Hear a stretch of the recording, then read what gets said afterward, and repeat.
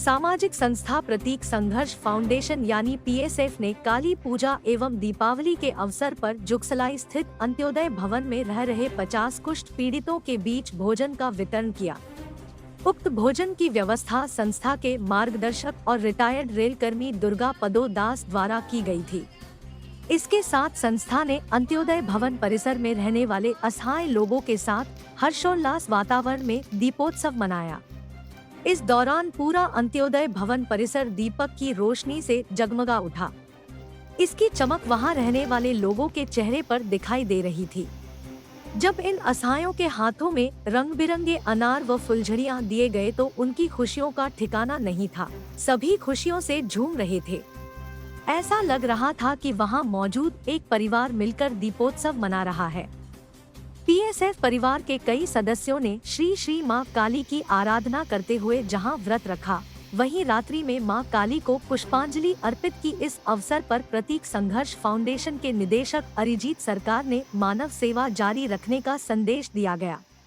वहीं डेंगू से ग्रसित एवं अस्पताल में इलाजरत जरूरतमंदों के लिए संस्था के रक्तवीर योद्धा अजीत कुमार भगत ने एसडीपी रक्तदान किया। इससे प्रतीक संघर्ष फाउंडेशन ने अपना 729वां एसडीपी रक्तदान के आंकड़े को भी पूर्ण कर लिया।